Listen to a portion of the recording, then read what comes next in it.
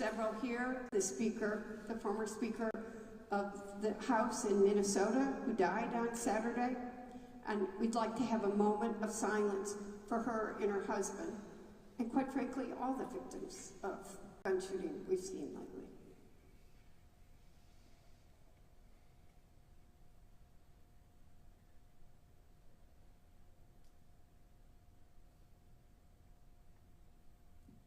Thank you. But I want to say something. I'm going to be honest, not that I'm ever not, but some people wanted me to cancel tonight. And I was not going to cancel tonight. And I discussed it. I was not planning on telling you all that I'd been notified yesterday that I was on the list. You know, nothing stays a secret in this country. But it's very important to me that we continue and carry on. We cannot let terrorists terrorize us. We have to...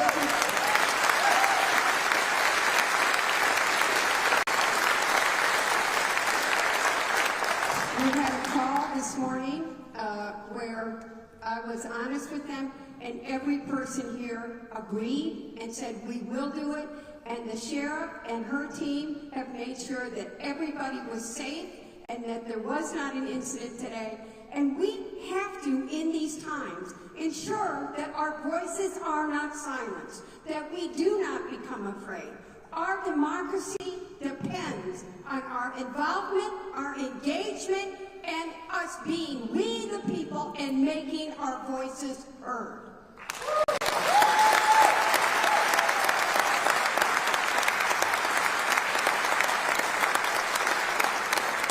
So as you can see, as a group of electeds at the federal, state, and local level, we work together, we care about you, we fight for you, and we want to hear from you tonight. So this is Carrie's district, so we're going to go down, and Sue's district, Sue Shanks.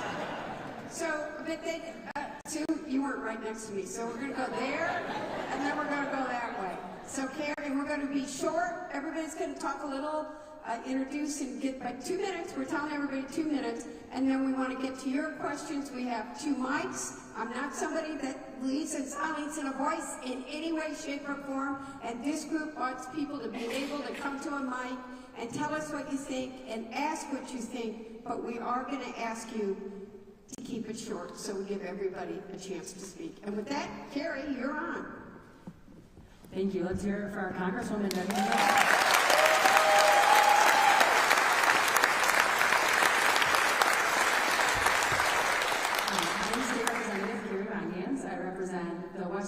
A lot of the western part of Washtenaw County and southeast Jackson County, including right downtown in Ann Arbor.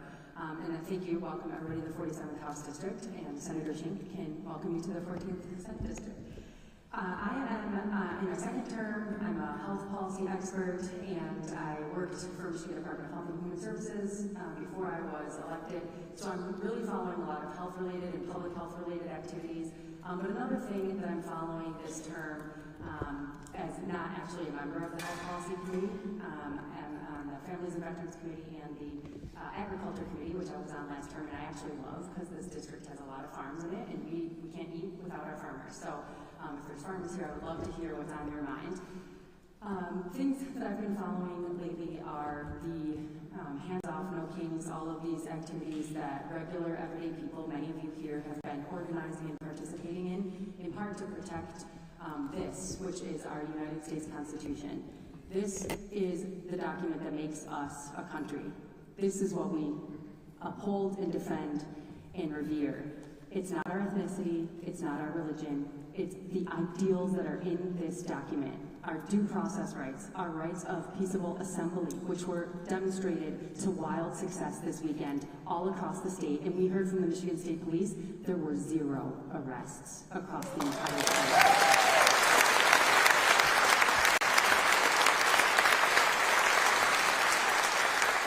So those are things I'm following going. I can't wait to hear from you. And just one last plug, a week from today, Monday, at Mill Creek Middle School, we'll be having a town hall about MyCare, which is Michigan's Medicare for All bill. Trying to follow in the footsteps here of our Congresswoman, who's the main sponsor of the Medicare for All national bill in the Congress. But here in Michigan, we have a bill called MyCare. And if you'd love to learn more, come see us next week. Would you like to go to Jimmy next? Welcome, Jimmy. I know you just arrived. Please introduce yourself.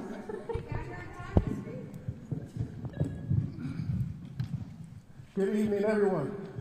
Thank you for coming out today. I'm Jimmy Wilson, State Representative out of the Ypsilanti area, House District 32. And that covers the city of Ypsilanti, Ypsilanti Township, and parts of Superior and Pittsfield Township.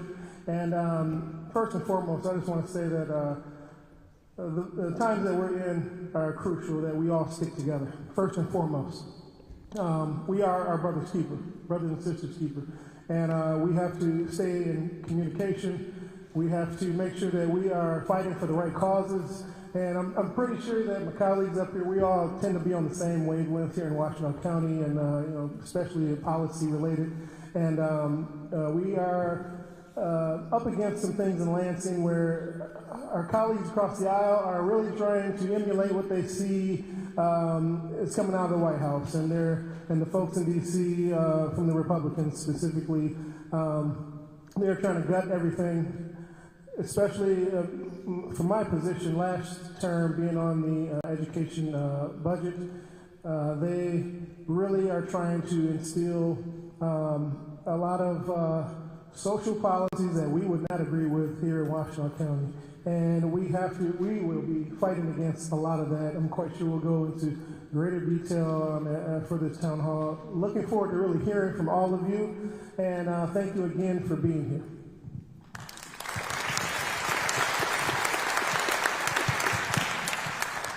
Good evening, everyone. Thank you for being here. My name is Jeff Irwin. I'm the state senator for the 15th district, so I represent all of the Ypsilanti area, the southern half of Ann Arbor, down to Saline and Milan. I've also got responsibilities for folks out in Tecumseh, Clinton, and Manchester. So that's the shape of my district. Happy to be here with my colleagues. Thank you to Senator Shink for allowing me to participate in this, even though it's in her district. Working on a lot of things in Lansing on behalf of the folks I represent and on behalf of the state of Michigan, things ranging from controlling pollution, our job of helping our seniors age in place. But the one thing I wanted to focus on in my introduction is that what we're also doing in Lansing is trying to prepare for what's coming downhill from the federal government. 42% of the state budget is federal dollars. Medicaid is a huge chunk of that. Another huge chunk of that is food assistance. And so in the committee that I chaired this week, we had a hearing focusing on the needs of people who are on the precipice of having their food assistance taken away from them. And I want to talk to you about two types of people that we heard from this week in committee, the two types of people who are going to be most hurt by what Congress is debating right now. One, you have children. As you probably heard, a huge percentage of the people on food assistance, on food stamps, are children. The bill in Congress right now, the Trump bill that is being debated in the Senate and that already passed the House, will cut kids off of food assistance from the age of 8 to 18. And what we heard was from mothers who were saying what all of us who are parents know. Teenagers eat more, not less, right? Food's getting more expensive, these kids are getting older, their appetites are getting more voracious. Just at the time in their life when they need that nutrition to grow into the people that we want them to become, Congress is proposing to take their food assistance away and take these often single-headed household families in an even worse position than they're already in. So when you hear people from Congress, some of these members from Michigan who are saying this doesn't cut off kids, they must be parsing those words very carefully, because it absolutely cuts out people who I consider to be kids. Also, when you hear about the work requirements, they talk about extending the work requirements. They're not giving you the detail. There already are work requirements for able-bodied people at age 18 to 54. They want to extend the work requirements from age 54 to 64. So really the only people we're talking about turning up the heat on and making sure they're not wasting our money on food are people who are age 55 to 64.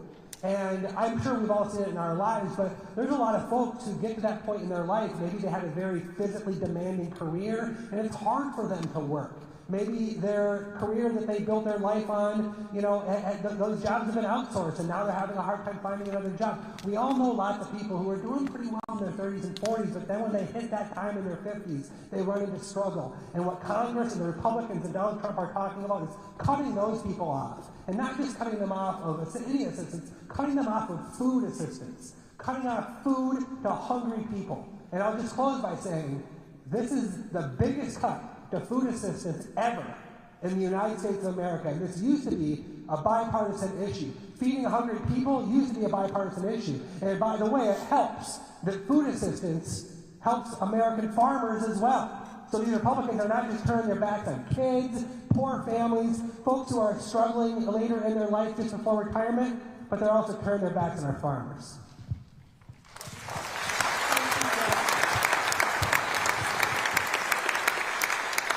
I do want to, there's another very special family here I meant to introduce.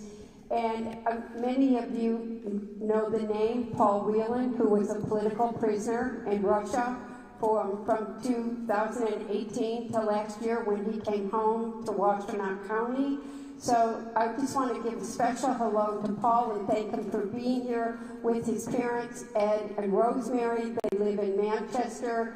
And I've gotten to know them well over the last few years. I don't like the reason why, but Paul, Ed, and Rosemary, thank you for being here. Thanks, Paul.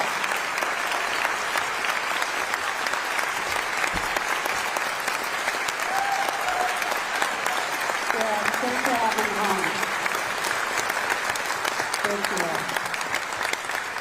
Thank you. Jason, you're up.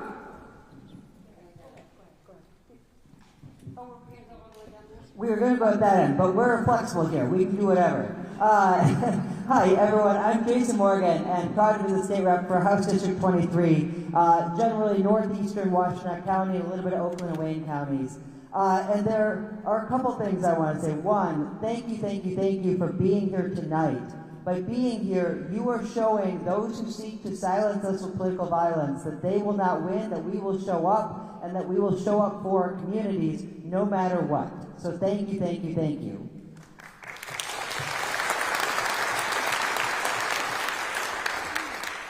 The other big piece I just want to touch on is there was a lot going on this last few days, but one of the things that we saw in Lansing this week is we spent 11 hours on the House floor on Thursday because House Republicans were spending the entire day trying to slash our universities and our community colleges and our K-12 schools.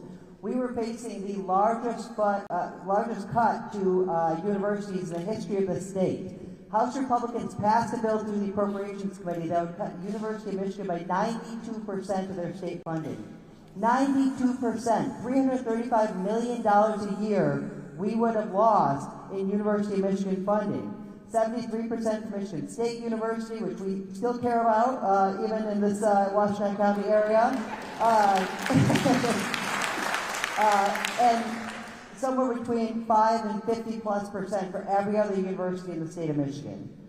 We value higher education in the state. We know we've actually been underinvesting rather than overinvesting in higher education. And this is something that House Democrats fought hard for the entire day, and our Senate colleagues are backing us up, letting people know what was going on, and it forced our House Republicans to have to try and negotiate over and over and over with their own members.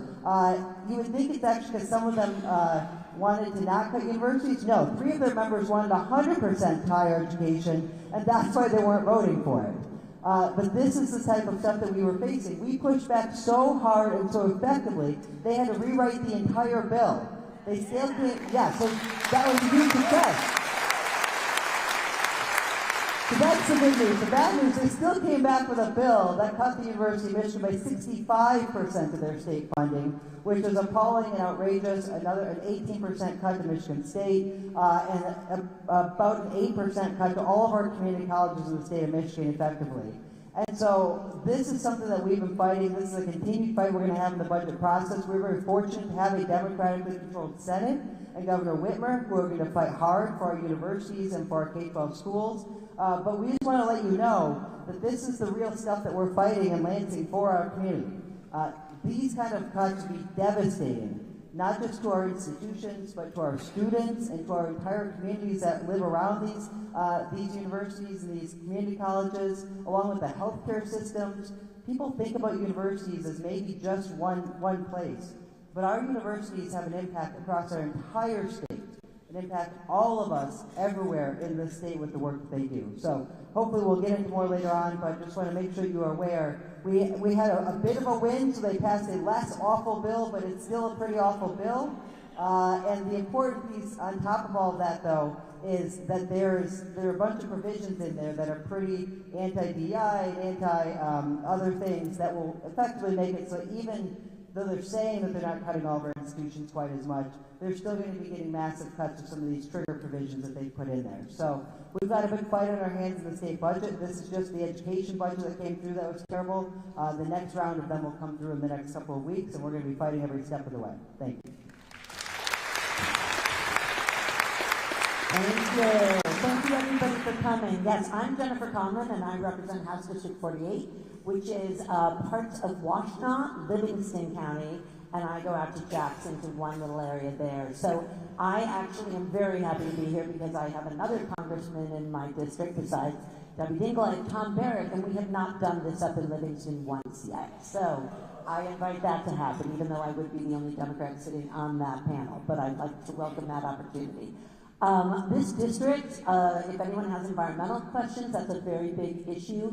The chain of lakes, I've got a lot of townships. I have a few cities, I've got Northwest Ann Arbor, but other than that, I've got the village of Pinckney. I don't have the city of Chelsea or Dexter, but I have all around it. So I have townships with lots of farms and lakes and rivers and streams, and everything that we care about in terms of healthy water and our environment is very important to me.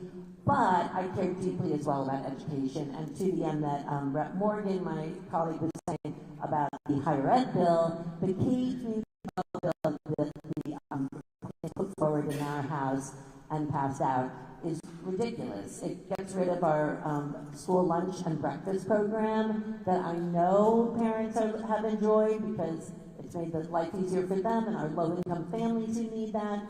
You cannot learn when you're hungry. And we need to keep that going. They cut that.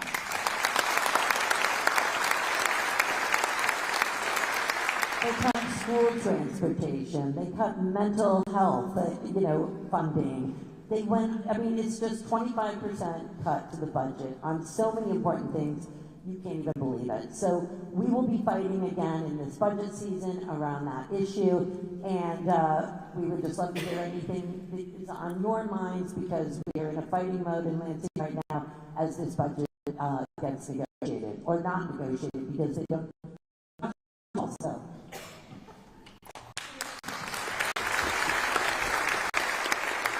Hi, I'm Sue Shink. I'm your state senator.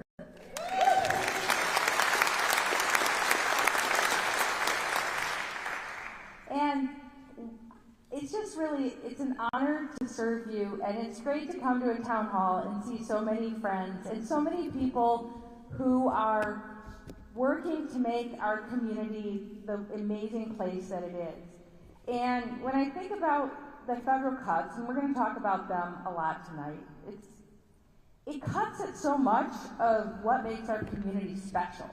And that's part of the reason it makes me so mad that those representatives in Washington and our president are trying to do this.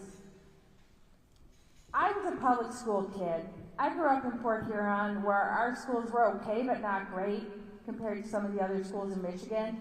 And I was able to go to University of Michigan. Both my parents had pretty good jobs. My dad did a lot of work for the government designing infrastructure, and my mom was a public school teacher, a member of the union.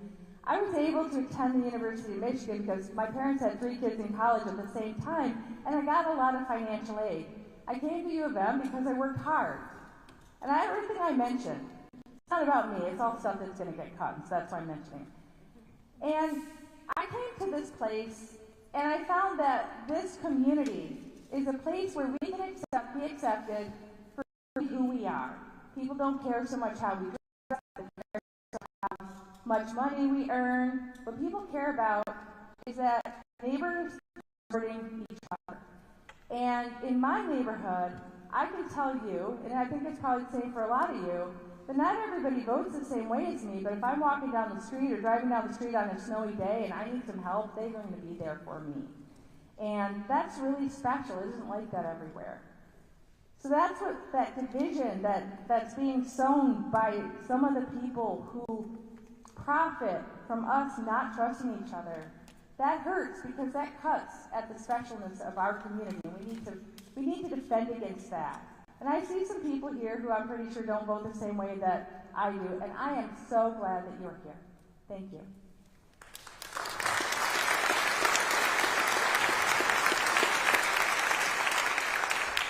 So my husband, Tom, over here, we raised our family here because the schools are good. They're not just good, they're amazing here.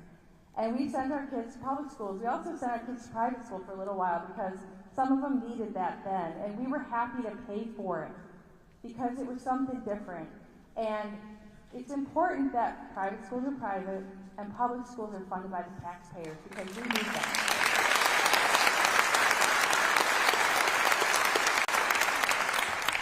A lot of you, we know each other because we care about the rural nature of our community and we care about farmland preservation. We have farmland preservation villages in most of the townships that I represent because people care about the farmer neighbors. Those conservation easements were partially paid for by us and also by us through federal funds. And our community lost a $25 million federal grant that would help us preserve farmland and also prevent flooding and contamination. So that's a big deal for our community because we leverage those dollars quite a bit. Some of the other things that make our community special are recreation. We've invested a lot in the border-to-border trail and our parks. And again, there's a lot of federal dollars that have gone in there and they are also at risk. We have invested a lot in the arts, very special, and that's also at risk. And I know that there's private funding for a lot of this stuff too, but it's that public-private partnership that has made our community so strong. And I just want everybody to know that with the federal cuts, it's all at risk because the federal portion, which we all pay for with our tax dollars, is at risk. So, a few more things. Roads. I'm fighting to make sure that any road funding package helps us take care of the roads that lead to your houses. I've been working on lowering costs, so we might talk a little more later about a prescription drug affordability board, and that's pretty important. I'm really disappointed that the president decided to walk back on the Medicaid negotiations that were helping keep drug prices down. I'm worried about the federal farm cuts because a lot of that money goes to feed hungry families, which also helps keep our farmers going. I've heard from a lot of farmers that they were struggling before this, and this is going to make it a lot harder for them. And I'm worried about the families that would be eating the food. And we can't backfill the federal funding to our food banks. We can't do it. We don't have that kind of money. And then the other thing that I'm worried about that is part of what makes our community special that's at risk is our economy is based partially, to a large extent, on the innovations that are happening at the University of Michigan and people who are employed there. Again, also very much at risk. A lot of that funding's already been cut and they're being threatened with more. So, I don't want to be a downer, but this is a really hard time. And I'm just going to go back to that, one of the first things that I said, that this has been a community of neighbors supporting neighbors and really being there for each other. And I think we're going to need that even more going forward. I appreciate you being there for me, and I am here for you. If you need something, even if you don't think that that's my responsibility, please call my office and we will do our best to help you. That is what we are there for. So thank you so much. It's so great to see you.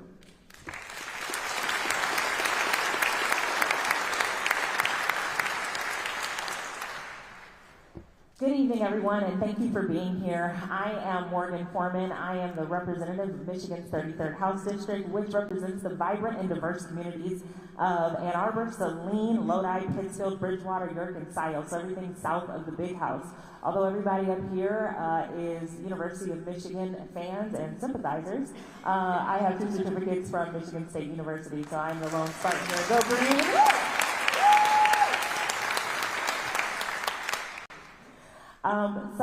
My colleagues have pretty much hit on just about everything that I would say, and I don't want to belabor the time because I really want to get to you, but I'm going to tell a quick little story here and talk about what I did this weekend. So, unlike one of my constituents said, no, I was not on a booze cruise this weekend. I was with Senator Shink and Representative Conland and a couple other Michigan legislators, and we were in Milwaukee. We are members of the Great Lakes and St. Lawrence Seaway Legislative Caucus of the Council of State Governments in the Midwest region up into Canada.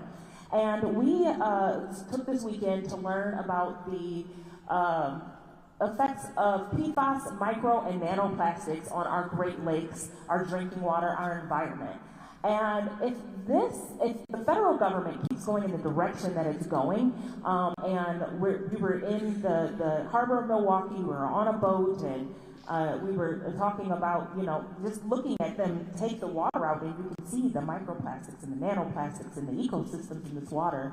And when we get that and we see what's happening, and the contamination in our water and our air, and that's going into our food systems, that's going into the fish that we fish and the water that we drink and off of the clothes that we wash, we have to do something to protect our environment.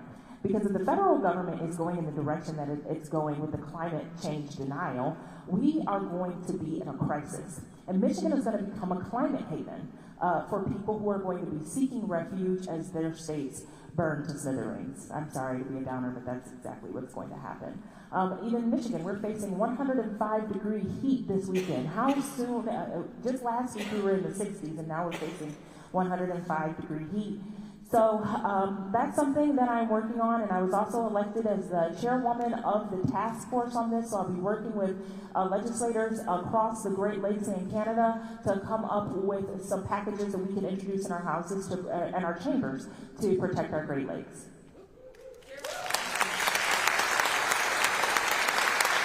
Thank you.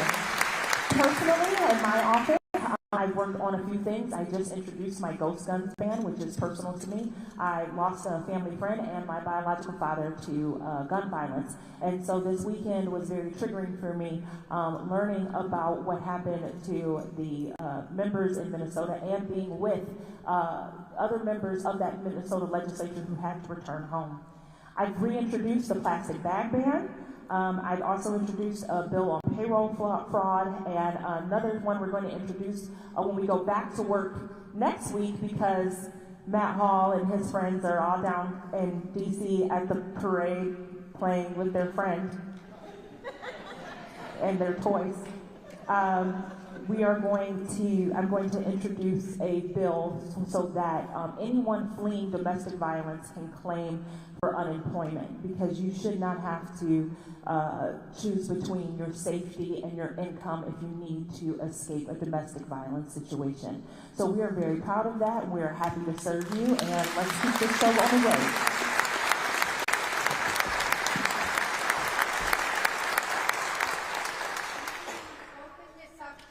So the mics are on either side. The staff is going to be there to help. And line up, first come, first serve. And make sure there's a question, please. Pretty please. Thank you. Quick question. Representing cities and working with the Michigan Municipal League, we've been told, of course, we all know that our governor has been wanting to fix the darn roads and wanting to support that in the next couple of years. She's only got a couple of budgets left.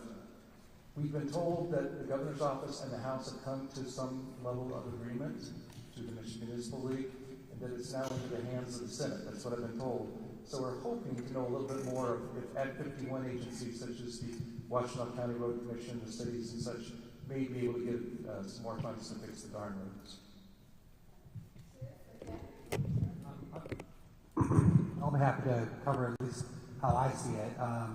If that's what MML is saying, I might go back and read it a little more carefully, because that's not what I'm seeing in Lansing. I'm not seeing an agreement on any particular plan.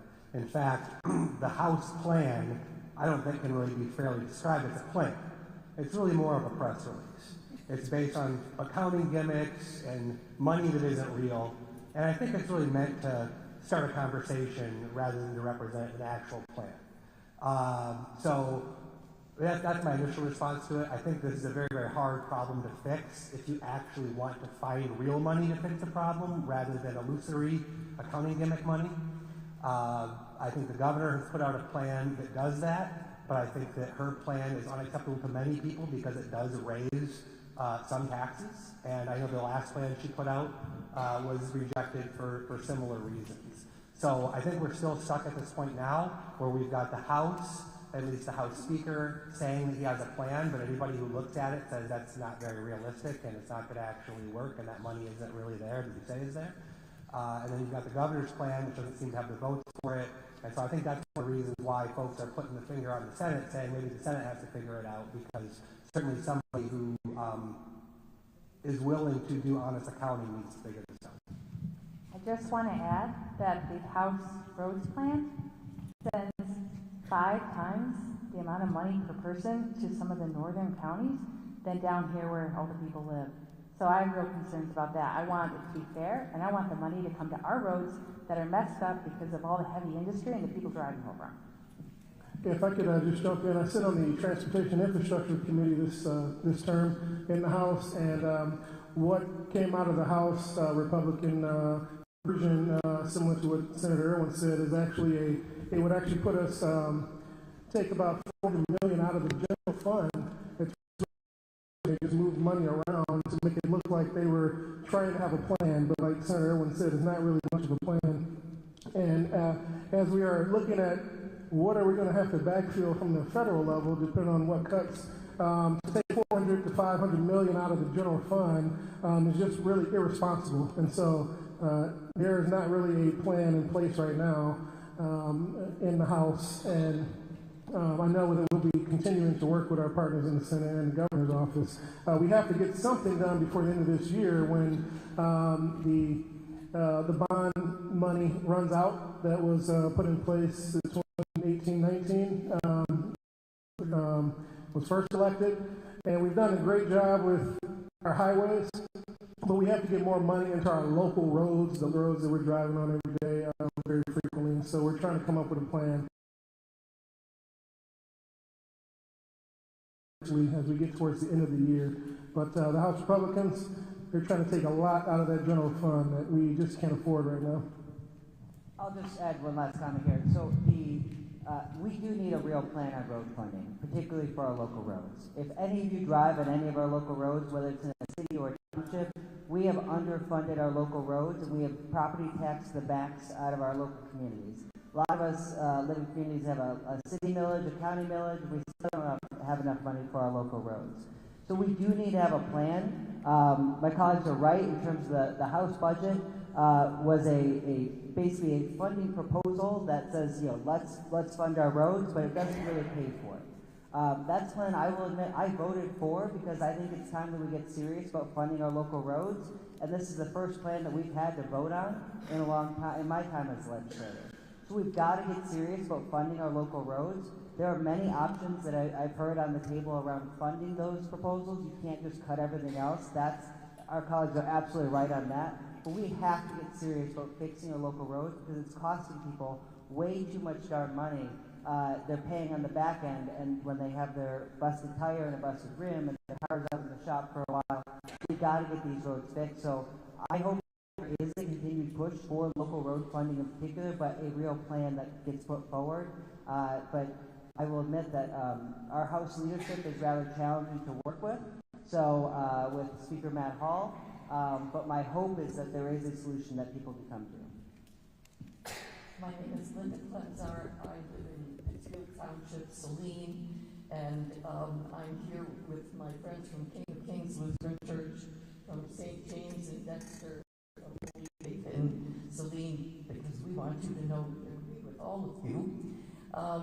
It is, I want to say I believe in things, universal education and universal health care, because if you believe in your people, you'll believe in your people. I also believe that we teach our children this as early as kindergarten or preschool, that we teach them by our example. And I'm going to phrase this as a question now. Because the nation is totally divided, and I've listened to your difficulty in dealing with the division that you work with, is there any possibility that you can go back to kindergarten and each of you, whatever level of government you're in, you are seated Republican, Democrat, Republican, Democrat, Republican, Democrat. So to each other, perhaps it will help.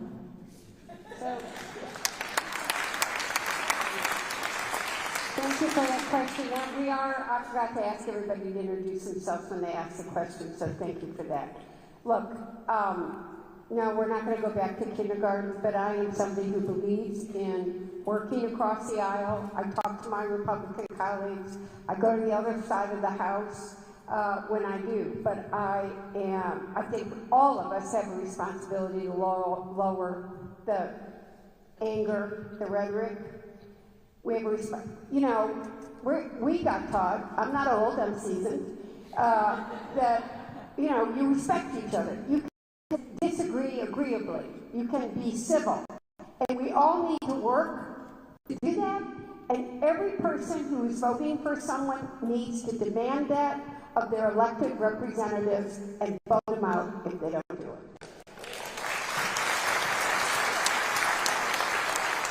I'm just going to add one thing, since I have a pretty wild swing district between going from Ann Arbor up to Howell, Michigan.